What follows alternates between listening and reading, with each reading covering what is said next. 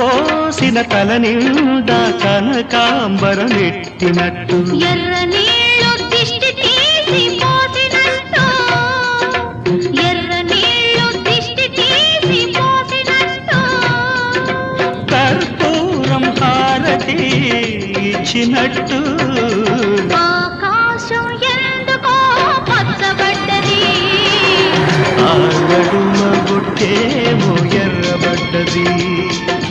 వీచే గాలుల తాకిడి సాగే గువ్వల అలజడి